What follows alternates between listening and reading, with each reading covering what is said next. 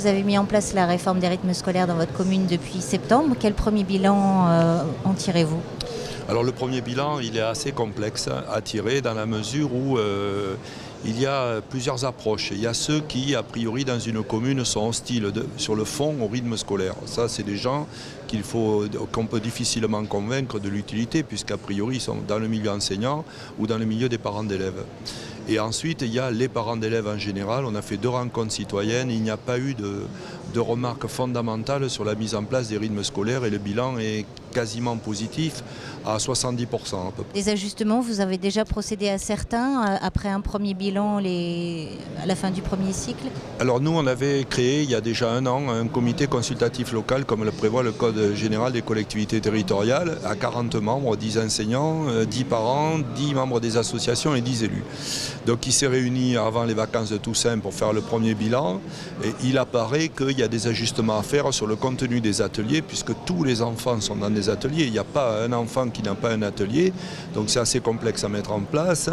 Mais a priori, les ajustements porteront davantage sur les horaires que sur les contenus. Il y a une approbation des contenus, il y a des difficultés de compréhension des enfants, de la gymnastique qui consiste de passer d'un temps éducatif à un temps péri-éducatif. Il faut dire que les enfants ne maîtrisent pas bien ces changements d'horaire dans la pause méridienne. Pour ces activités périscolaires, vous avez fait appel aux associations.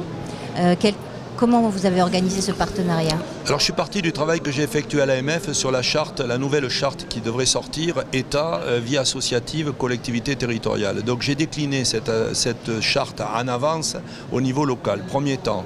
Donc adhésion des associations à un programme d'action en direction des enfants. Et deuxième temps, pour chaque association, une convention particulière d'engagement sur 3 ans vis-à-vis des temps d'animation périscolaire. Et ensuite un avenant sur la qualification des gens et le tarif horaire qui a été fixé sur la base d'une négociation à 30 € de l'heure. Ce qui fait que sur le premier mois, pour 22 ateliers, on a une dépense de 4 600 €. En matière de coûts, à quelle somme vous évaluez la mise en place ? Alors actuellement, on est sur une aide de l'État à 50 000 €. Grosso modo, 500 élèves à 100 €, quoi, voilà à peu près. Et pour l'instant, on évalue la dépense à peu près à 48 000 € sur une année scolaire, sur la base des accords que l'on a conclus. C'est-à-dire qu'on a limité l'intervention. Alors je parle là d'argent donné aux animateurs non municipaux. Je ne parle pas de la prise en charge. Alors, pourquoi je ne parle pas de cette prise en charge ? Parce qu'en fait, c'est un redéploiement des emplois du temps des agents municipaux. Ce n'est pas un emploi supplémentaire qui a été créé. Mais par contre, ça suppose que pendant les vacances, les ATSEM ont moins de jours de travail. En fait, ça a été un gros travail de DGS de redéployer les emplois municipaux. Très bien, je vous remercie.